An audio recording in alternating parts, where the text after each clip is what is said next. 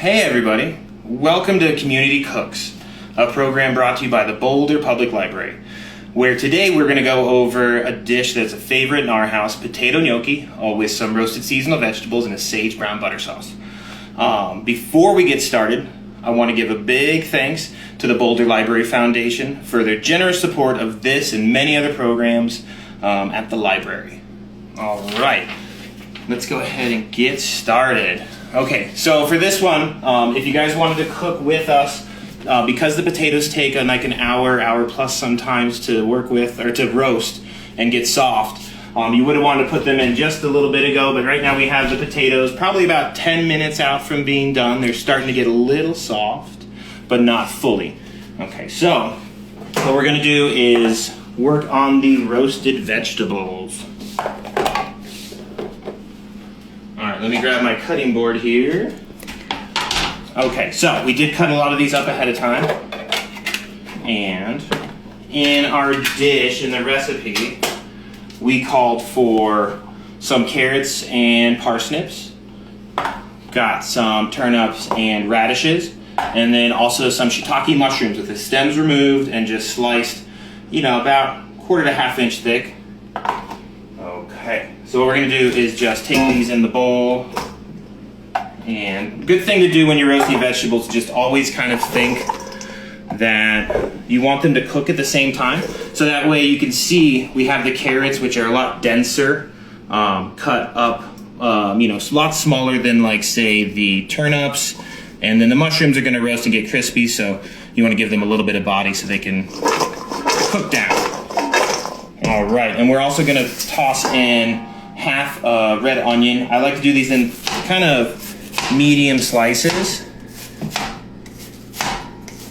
So, cut these guys up. Matt, we have a question. Oh yeah.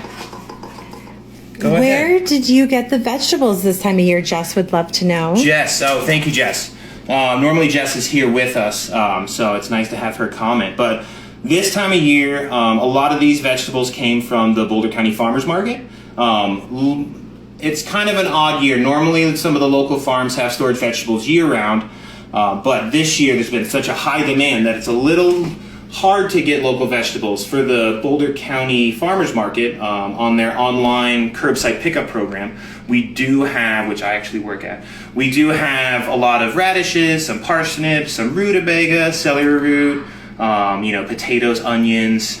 We just got our last batch of carrots, but we did get some surprising news yesterday where we're going to have another small farm that will have some carrots available for us. That's exciting. Yeah, so besides that, your local grocery store is good, but we do have some available, and as long as they are, we'll keep selling them, hopefully keep going all the way till April, till the market opens back up.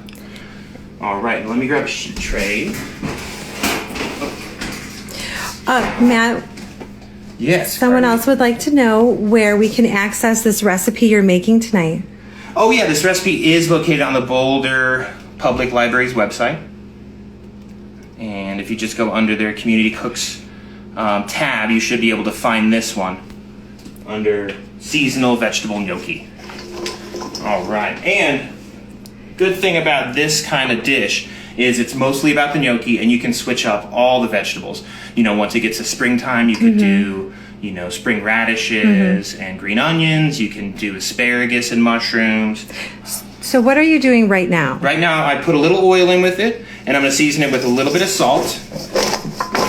And are you making the side for this gnocchi, or does it go all together? It's going to go on top of the gnocchi. You could do it on the side and let people, especially if you have little ones, kind of add the vegetables as they want, because I know they can be a little picky at times. And as far as seasoning goes, you always want to use a little salt, but you can switch up the seasoning. I'm just going to do a little bit of thyme with this. Fresh thyme when it's in season, but a little dry thyme right now. And then lately, I always bounce back and forth on the spices I like to use, but lately we've been doing a lot of paprika at our house, so I'll do a little bit of paprika with it. And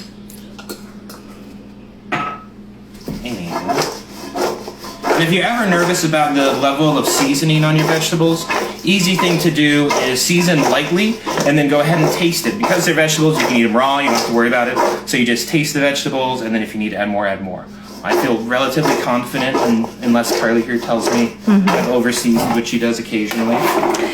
But Did you tell them you had mushrooms in there? Yes. Went over the mushrooms, radish, turnips, carrots, and onions for this one. Pretty simple. All right, and then we're gonna go ahead and push this in the oven and check our potatoes. And I had the oven at 350 when we were roasting the potatoes, and I just turned it up before we started to 400. I generally like to roast my onions, or roast my vegetables at a bit of a higher temperature. So you've been roasting these to make gnocchi? Yeah. And how long have you been roasting them? They've just been just over an hour. Okay. And they're basic russet potatoes? Yes. Okay. And hi, Jess. We miss you too. Jess said she misses us at the library. Oh, yes. We miss the library a ton, but hopefully we'll be back soon. This kitchen is the same size, fun fact. All right. And so with these guys, the main thing with gnocchi is you want to try to reduce the amount of moisture in the potato. That's why you don't use a potato like Yukon Gold, because they have a higher moisture content. So I did poke some holes in this. Another thing that you want to kind of do is work with them while they're still warm. That helps out quite a bit. Oh, someone might be cooking along and you're going just a tad too fast. Yeah. Can you slow it down just a bit? Yes. Okay. And can someone use, fun fact, can people use beets instead of potatoes? Could you make a gluten-free gnocchi instead of... Well, I mean, you can use gluten-free flour in with the potato. Okay. If you're trying to get away from potatoes, you can definitely experiment, but the issue is the potatoes have a good amount of starch, which is why you're using a starchier potato like these, so they hold their form better. I've tried to do similar things with just sweet potatoes, and it does work, but you just have to end up using more flour or binder. So if you use gluten-free flour, you'll just have to use more of that. Okay. And what have you done so far? You've just chopped vegetables.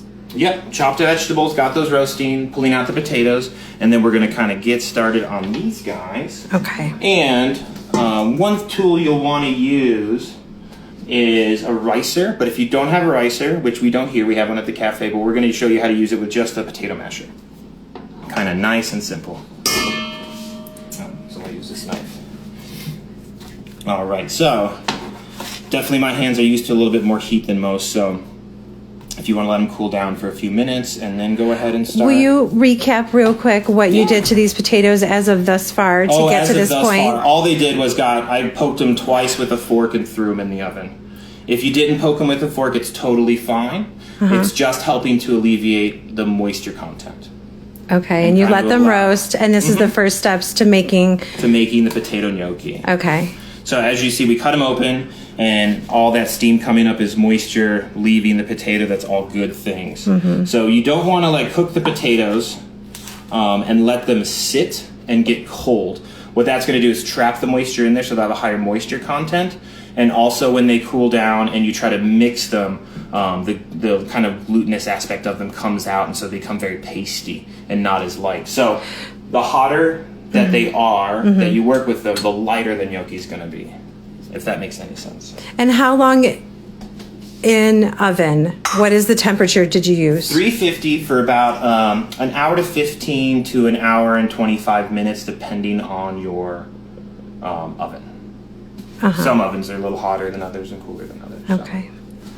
In your experience, is it better to leave them in too long or not enough and still work with it? A little bit longer. You're going to have less yield because, as you can see here, the skin kind of peels right off. The longer you cook them, the more that potato flesh is going to get hard and kind of almost become like a thicker skin. And so you'll just have less to work with. But if you go too little, you won't be able to mash them. They'll just be too hard. Okay. So that's the issue there. And so what we're doing now is just trying to take them off their skins.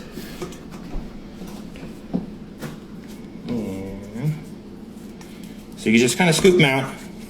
See how easy it kind of comes. And then the longer they sit and get cold, the harder that becomes. And what a lot of people do is they'll put a towel. So they'll hold these potatoes with the towel. Makes it a lot easier on their hands. But mine are like leather at this point, so it's no problem. All right. And this is a more rustic gnocchi because we aren't ricing it. So it's no problem that they're going to have a few lumps. But we'll make sure we have the recipe available. Absolutely. I'm so sorry. Oh, yes.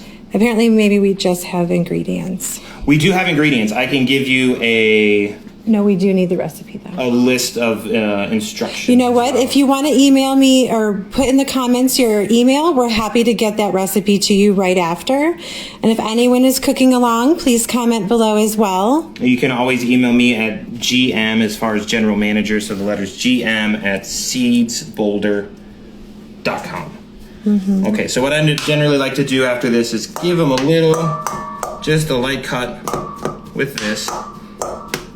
Because the more you work potatoes, we always refer to it as wallpaper paste in kitchens, but the more like pasty they become. And so that's why you never like to overwhip mashed potatoes. So I'm just trying to start breaking them up a little bit like this. So are they fluffy? They will be fluffy. They will be fluffy. Right now they're just potatoes, but soon they'll be light little clouds. And this was 4 baked potatoes, and how many servings would you think it makes? This is going to make quite a bit. For our family, because our kids, our 15-year-old's eating more and the little one's not eating as much. So a lot of times what we'll do is we'll make this and take about a third of it or a quarter of it and put it on a little tray on some parchment or wax paper. And then you can freeze them before you boil them off. Ooh, hold on. We have an interesting question. Somebody wants to know if you can microwave the potatoes to catch up. And actually, yes, you can. I believe you can.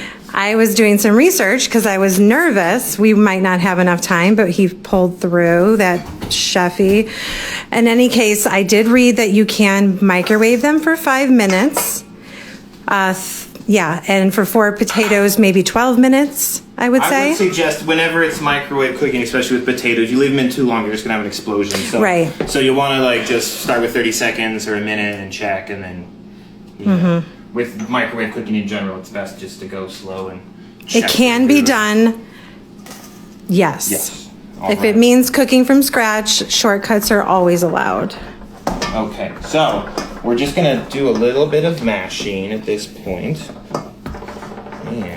And you said you're ricing the gnocchi now, but you're doing your version. A ricer is a tool that kind of looks like a large sieve with a turn handle on it that has a kind of a shovel pressed against it, and so it makes it very smooth and fine. Whereas the holes on this guy were, if you can see on that side, rather large, And either works. Very fine holes, and either are going to work. You just don't want to overwork it, so you're just very intently pushing down in spots where you see large pieces still. Okay. And a couple chunks are going to be fine. We always like to call it rustic in this house. Okay. So here we go. We're going to have those, and they're going to be warm still. So another trick, if you're trying to work with warm things like these potatoes and you do have sensitive hands, is using some gloves, rubber gloves. You can always put 1 or 2 of those on and kind of protects your hand a little bit from the heat. All right, another thing that'll be helpful is having a little bench scraper. And so that'll be used, if you don't have one of those, a knife or anything you can kind of run along your counter and get things up off of will be helpful. Okay, so with this guy, we're gonna and I like to use the counter at this point. So I normally go with 1 to 2 cups of flour. I always end up pulling out even more just to be safe because you're gonna use it for dusting and for dusting the pans. And so just a light dusting of flour on the table. And so we're going to make a little well, little hole right in the middle of that pile. Wait, I want to see the well. Okay, there you go. And it's like playing with sand. Yes, it's like Play-Doh. So you just mold it to a little volcano and throw flour in the middle. I like to put a little flour on the bottom to help with it sticking. It will stick, don't worry. Your hands are going to get messy. So we're going to do 1 whole egg. And that's fun. Then we're going to do 2 yolks. And 2 yolks? 2 egg yolks. Okay. So you can always get these ready ahead of time if you want. No, it's much more fun to watch you do it. Okay. And you can use the egg or, let me get rid of the shell. You can always go right into your hand and strain it this way. Just let the whites run in between your fingers. Set those aside in case you want to make a meringue later. All right, and then trick here, you know, start with about, you know, a half cup of flour. And then you're gonna do a little salt as well. You don't need a lot of salt. You can also, we're also gonna salt the water, and so that's where it's gonna, a lot of the seasoning is gonna come from. Let me check on these vegetables real quick. Give my hands a quick little wash. I can hear them sizzling. How long have they been in the oven again? 15 minutes? Just about like 7 minutes now. So you'll be visiting the sink a lot with this one to wash up. Oh, gnocchi makes your hands real sticky and you constantly have to wash them? Well, you're just gonna have potato stuff on them. Yeah, gnocchi things on them. And so at this point now, we're just going to use our finger and kind of mix that flour and eggs together. And don't worry, it's not gonna be completely mixed fully. Okay, get that off of there. And then what I do is I just fold and chop, and you're gonna have some run out, and it's okay. But we're just kind of mixing it with not over mixing it is the key, the whole key with gnocchi. So you see it's kind of coming together, and you see my hands are kind of a mess. And you have to do this on this counter, right? You can't use a mixer for this kind of thing? Do not use a mixer because I will overmix it, but you can, and I have made, when in our last place, it was very small counter space, so we used, you'd use a bowl, a very large bowl, one of the large metal bowls that we started with. You can use that and do it inside of there. It's just a lot easier to do it here, and you will have to roll out on some kind of cutting board or counter space. So you see we're right here. So what I'm gonna do is kind of, I like to take a break at this moment. I'm gonna rinse the scraper off. I'm also gonna rinse my hands off real fast. All right. Any questions at all, Cara? No questions at this time. I introduce Carly. She's my lovely assistant. She's also one of the most popular people at Seeds that has ever been. So. Well, I certainly loved when you made gnocchi at the library. Yes. In the good old days. Good old days, pre-pandemic. Of local food at your local library. The cafe misses people. It's there all alone these days. One day, we all will return. Yes. And it'll be glorious. Okay. And we'll be doing this. Nice. So it's not sticking too bad down below. What we're going to do is we're going to kind of set it aside, and we're going to just lightly knead it. Checking. So I always tell Carly, you know, if ever she's burned something in the past, it's like, she's like, what happened? It's like, well, you left the kitchen. So you always want to keep checking. Always check. Yeah, never walk away from anything. Constantly check your roasted vegetables.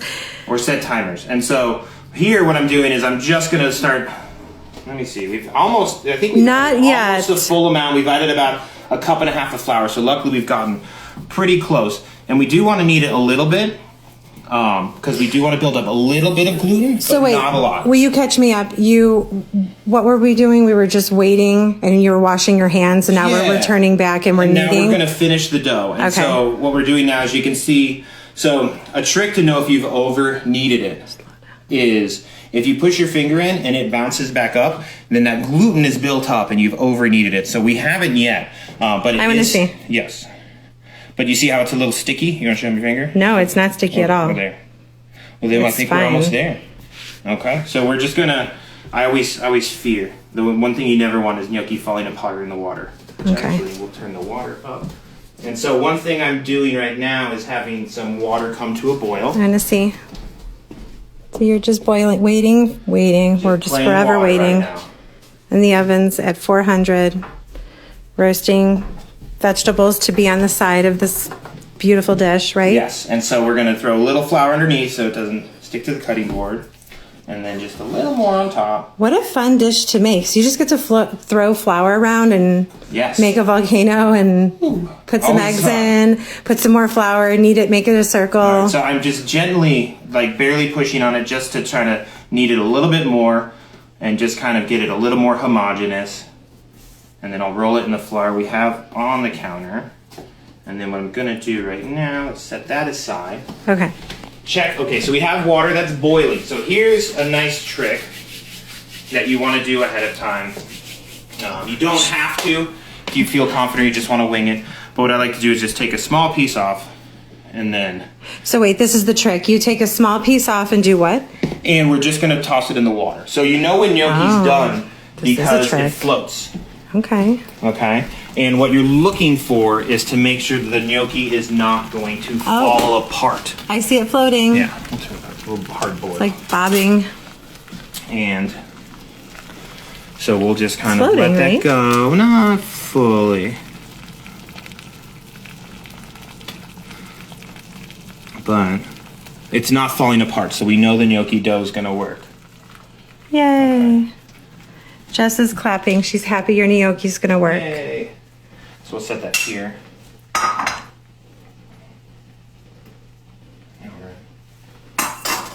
So yeah, works out good. Held together. Fun fact. Tastes like potato. Gnocchi is one of the first dishes Matt told me he knew how to make professionally, and that the singer Lisa Loeb once ate at a restaurant that he cooked for, and he always bragged to me how Lisa Loeb loves his gnocchi. So I had to have him make it for me one day. All right. So what we're going to do now is grab a tray. You can use a large plate, you know, any kind of baking sheet works, and just put a light amount of flour on. You're just trying to prevent sticking all the way through. Okay. More flour on metal now. Yes, more flour. Okay, so what we're going to do is show you a couple of options. Whoa, so that's it, just like a little log. Just like a little dough. And so we're going to cut a little piece off, and I'm going to just roll it out. Sometimes you can over flour it and it just makes the water a little too floury, if that is a word. Okay, so what we normally do, because always pressed for time these days, is just cut them off. You roll them to whatever thickness you're gonna want. I like to get a little flour on the bench scraper or knife, and then you're just gonna cut them and just move them. You know, as you can use the bench scraper and then put them on the tray. What, that's it? That's it. So, but another thing you can do, if you really an advanced technique. They're all advanced, Matt. It's going to be to fork it. This is like an Italian grandmother. So you take a fork, or they have gnocchi paddles, which is just a flat thing with lines on it. And what you do is you just push it down and then kind of roll it over. Oh, and it's stuck a little bit. I've been using the paddle too long. And so what these ridges do, when you kind of do this, is they're hard to see now. They're easy to see after they cook. We're just going to do them all the regular style. But what these ridges do is, as you push it down, you kind of see there, you see how my thumb makes an imprint? That kind of evens out the cooking surface, so they cook more evenly. And then the Italians like to say that those little lines catch the sauce. And so it holds on to sauce. They say it because it's true. Yes. But we do a quick... So we're just going to do this. And I think we were talking about it earlier, but another way to save these, make these ahead of time and save them, is put them on a tray with some parchment or wax paper or even some plastic wrap, but you want to have something that you can lift up because once they freeze, they'll stick to the tray. So you're saying right now, if you were to just be this amazing prepper, and on a Sunday you made this and it was fun, and then you just put them on a parchment sheet. You can just put them on a parchment sheet like this in your freezer. And then once they're frozen, you can take them off the tray and put them into a container, like one of these or any kind of storage container you have. And what you can do then is you just bring water up to a boil and then toss the amount in that you want for that day. And that's going to be, and then once they float, they're done. That's why I love gnocchi. It's like when they float, they're done. It's just that easy. Okay, so now we're going to... What I normally do, instead of just doing one at a time, is roll out a few. Okay. And let's check the vegetables. Still roasting. Still there. They didn't go anywhere. All right. And do one more. Don't like to do too many because they will stick together as you cut them if you do like, let's say like 5 layers. What do you mean by layers? Well, if you do 1, 2, 3, 4, 5, 6 or so and try to like maximize your space, when you press them down, they will kind of pinch together and then stick. So. Oh, I see what you're doing. So we're cutting a bunch at once, so it's a little easier. And you just come underneath, and as you like drop a bunch on when you're doing them like this, just try to sprinkle them so they break apart as they're falling down. Trick, and that's why you need to practice, is trying to get the right amount of flour. Too much flour, it ends up being a little too doughy tasting, and too little flour, they just stick. And that's in the dough and also on your surfaces. All right.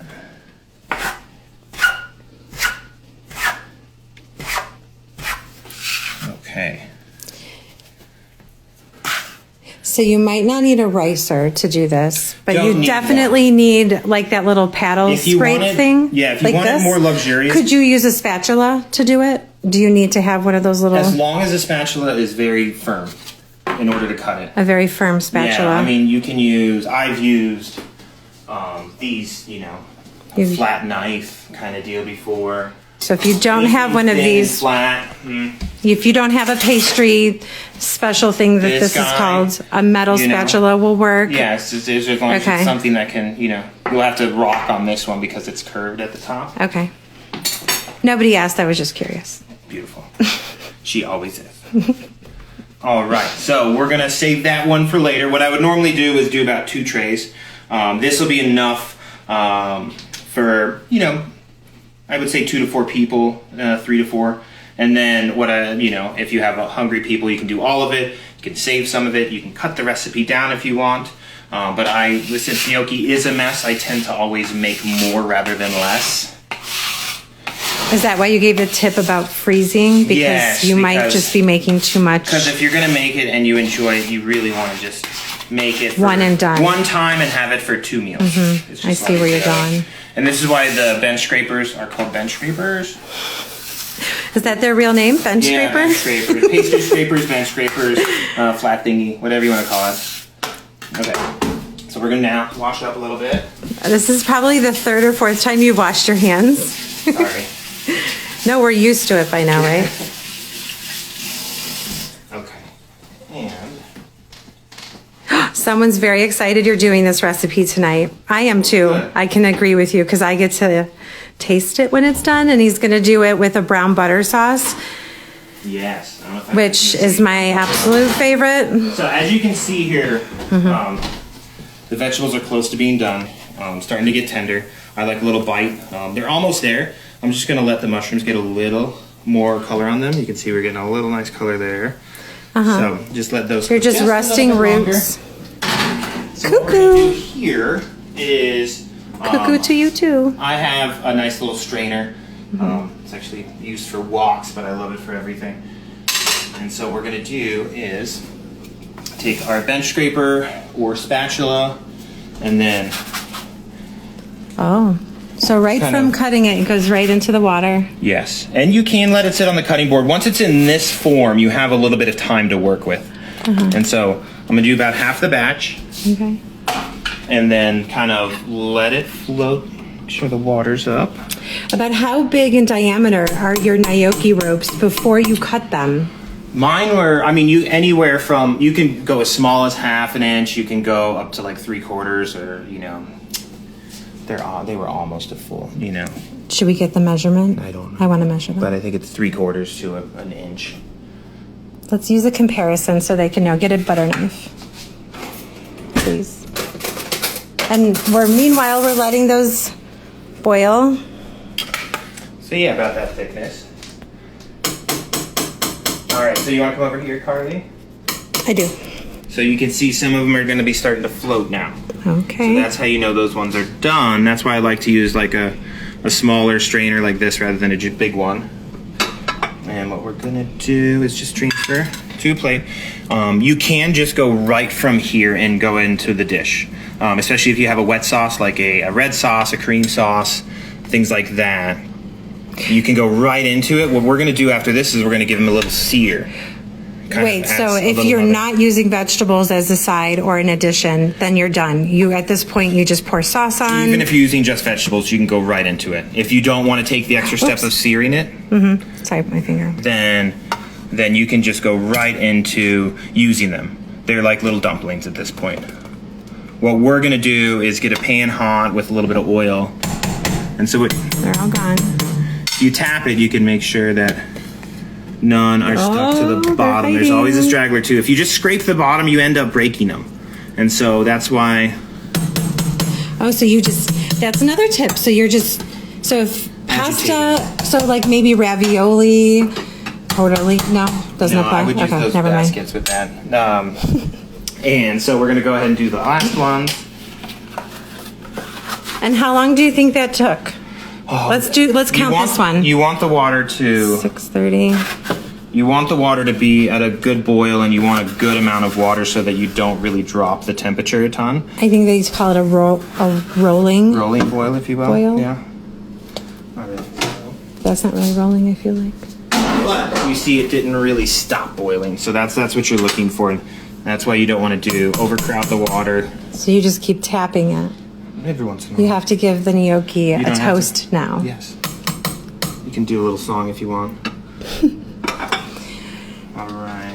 Okay. So the thing is here, I am going to drizzle just a little bit of oil on top of these ones so they don't stick together. You're nervous they're sticking while you're sitting waiting for your rest of your stuff, so you're putting like oil pasta. on. Yeah. Like pasta.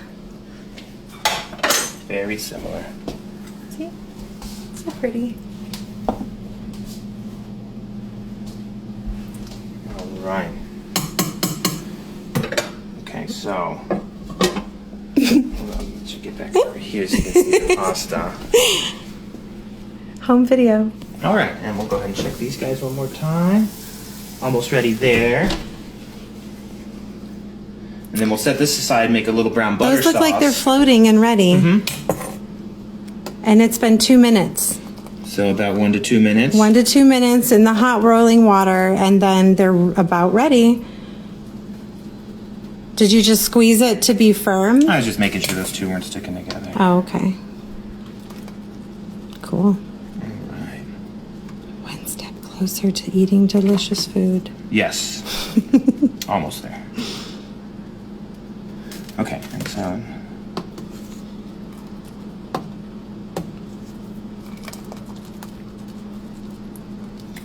Drain that water off. If you just do a small amount in a very large thing of water, you can drain it into a bowl. Just be careful because that force of the water leaving can hurt the gnocchi. Oh, I think that's an important fact. So the reason you're choosing to scoop them out is because the force of throwing them like I would in a normal pasta pot in the sink to catch in a colander is because the force will smush these beautiful, gentle, delicate gnocchis, and you prefer them to just be delicate. Okay. Okay. So I'm going to grab some items out of the fridge. Ooh, don't we're look going at to it. have some butter, lemon, a little sage, get that cutting board. Matt, did you chop the veggies or did you slice them? I think we had that prepped before we started, or did you? I had them chopped before we started, all into like 1/4 to 1/2 inch pieces, normally more into cube shapes, just because they cook more evenly that way. And then so what we're going to do here is go ahead and add this butter to our pan. You can go on a pretty warm. So you just put butter into the pan. Yes. And so what we're doing right now is we're browning it. What that means is we're taking I'm going to grab, so here's another trick. If you just want some squeezes of lemon, you cut around the outside of it and you won't get seeds. That way you can just squeeze it and not worry about straining. Oh. Okay, so come over here, Car. Because we're getting brown already. So if you do a hot pan, you got to watch out. It's going to go fast. Do you see those browns underneath? You can go medium heat. I go high on almost everything. But you can go medium heat. And once you start to smell a nutty flavor So the butter. And you'll see it turn brown. If you go too long, then it's gonna go black really fast. And so once it's brown, which we're about there, we're gonna add. How much butter was that? This was 4 tablespoons. And we're gonna add a little bit of salt, just a pinch of salt. We have about 2 teaspoons of chopped sage. So we're about there. Yeah, you can see the fond or the brown stuff on the bottom. And that's what you're looking for. That's gonna give it that flavor. And you can kind of tell it's got that nice brown. And you can smell it here, you can't smell it over there. So we're just gonna add some sage in. Squeeze of one of those pieces of lemon. And that's it, guys, for that. And so we're gonna set this aside. What? Wait, that's the brown butter sauce. That's the brown butter sauce. So it's like you're making popcorn, you brown the butter. And you can see that. And then you add herbs? Those pieces on the bottom, that's that brown butter, that good flavor. Yeah. And so a lot of times what you'll do is just use a spoon, scrape that up, and then I want that. in there. Scrape it up. All right, you got it, miss. I want the bits. That's additional. And you can see, flavor. but if you leave it in the pan on the stove, it will burn. Okay. So you want to get it out of there into a container. So you can see that kind of, and smells good. Can't smell it over there, but it smells good. It does smell really good. What we're gonna do now is take, I can use a cast iron, you can use a large saute pan, and then add some oil to it. The more gnocchi you have, either you do it in batches, or you're going to have a very large pan. So now you cook the gnocchi? Now we're gonna brown the gnocchi off to get it caramelized. Could you have eaten the gnocchi without doing it in this pan? The gnocchi is done if you wanted to, but we're gonna show you another little step.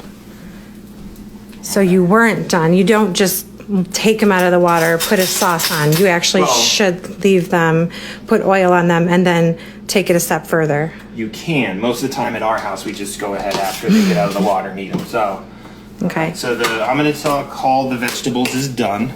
Okay. Smell good, look good. Set those aside. What? Handy dandy thing. Don't want to burn our counter. All right, and then once we get warm on here. Did you use olive oil, or is it preferable to use vegetable oil? Generally, vegetable oil when you're doing higher heat. Do you use items. Vegetable or safflower, We're sunflower? using a blend of safflower and olive oil. So it's about 2 parts safflower or vegetable oil to 1 part olive oil. Use vegetable oil, use olive oil, use whatever you like at your house. If you want coconut, you can use that. You know, you don't need a super high heat one to do a quick pan fry, but it helps. Okay, so what we're gonna do now is kind of try to not get all the water that's on the bottom in there, especially if you have gas and open flames. Can you use dried sage? Use what? I don't know if they can hear me because it's so loud. But when you're ready, I want to know if it's important to use fresh sage, dried sage. Fresh sage for this is preferable. How much? It was 2 teaspoons. If you couldn't find fresh sage, what would be your substitute? You're making this dish tonight. You all of a could sudden use we couldn't. sage. Dried is just fine. Would you use more? If you have herbes de Provence and you want to make brown butter with that, which is a mixture of thyme and lavender and a bunch of rosemary things. And lavender and oregano. You can use that. You can use any herb. Okay, so if you're gonna use a dried herb, you'd rather it be a fancier herb. You'd rather use sage, but if you have other ones that you want to use, go ahead. Okay. If you want to just do a plain brown butter sauce, that works as well. Because it's the whole idea is a sage brown butter. It's a classic. It's classic. Kind of dish. And so you see them getting like a little caramelization on them. Yeah. The brown means flavor. And you can also see if the pan's not hot enough, they'll stick to the pan. And so you kind of want the high heat oil or vegetable oil just to start barely, you see in a little wisp that looks like steam. If you let it go too long, it will definitely be smoke. But once that starts, then you go ahead and put the gnocchi in at that moment. All right. And so these are great. So we're going to go ahead and take these off to a different plate. And we'll do one more batch. A lot of what happens as well when it sticks is the pan's cooling down. And a main culprit of that is going to be, I'll show you here while this gets hot again, it's going to be this water. You can see here, you know, there's water building up on the plate. We'll let it drip off. But that water is what cools the pan down and makes it stick. No, I guess you couldn't put the gnocchi like on a towel, or you can set on a towel. You can let me see, get a little more oil in there. You can put it on a towel. You can set it over a straightener. It's getting hot. When you take it out, just as long as you're hitting it with just a touch of oil, so they're not sticking together as they're cooling. And let me see. So I don't know if you can tell here, Car, but you see how there's just a little bit of like smoke coming I'm trying to get it, but I don't think the video shows the steam.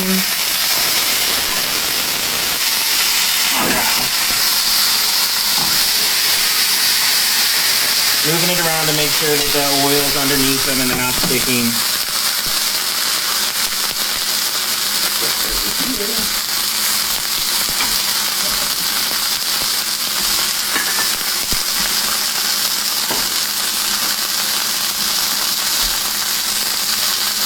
Alright, let them sit, give them a little caramelization.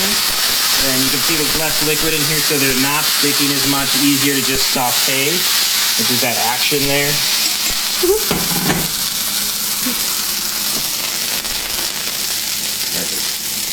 Okay, I'm gonna turn this burner off.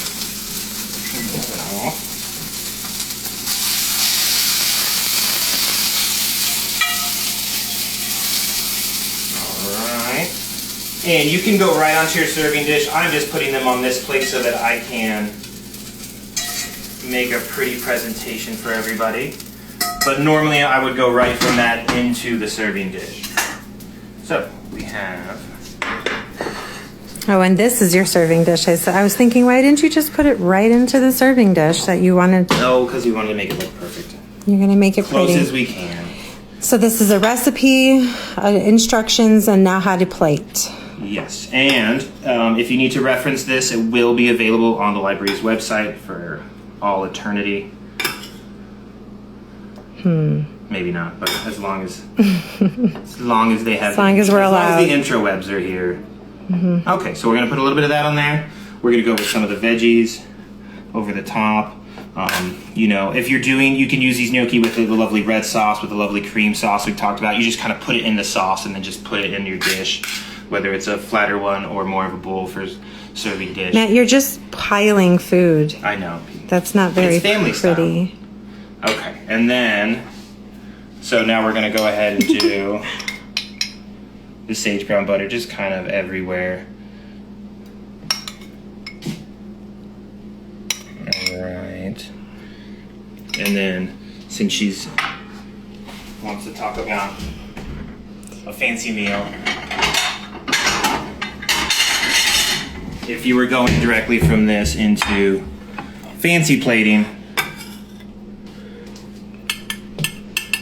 we can do that too. Yes. On the fly, Top Chef. How would you plate it? I am Tom Colicchio. I want to see how you're going to serve it. That's a little pressure. Okay. She's already judging. Too many. Man, all right, Padme. Okay. Oh.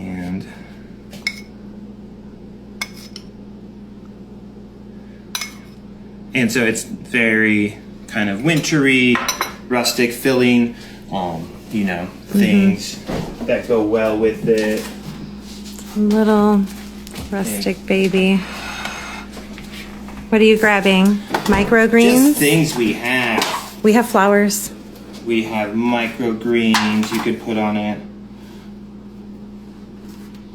You know, nice little touches.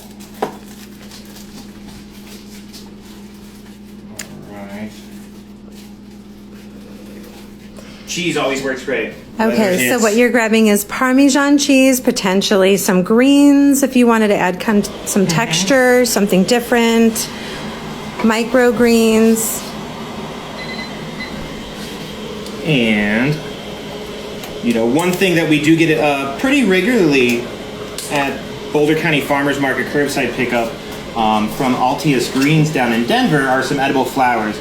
We've had these in there since Valentine's Day, so they're not as perfect as they normally are. But you know, Matt, quickly, what gluten-free flour would work best if you were trying to go gluten-free? I think I can answer this. Go for it, Carla. Let's hear what you say. Cup for cup, Cup for Cup is a brand that we've used at the cafe quite a bit, and that's from Thomas Keller, the chef out of California. But any good one that you like that really translates well when you've used it will work. Because all you're looking for is that binding agent. So you're not worried as much about Yum. as you will with baking. So there you have it. Potato gnocchi, roasted winter vegetables, sage brown butter sauce. I hope you guys have fun with it. Take the potato gnocchi recipe. We'll throw some details as well on the site. But take that gnocchi and use it wherever you want. It works great with everything. Freeze it, cook it. Awesome. Just say everything you're supposed to say. But that's it. And really appreciate you guys joining us. I'll have Carly come over here so she can come say hi.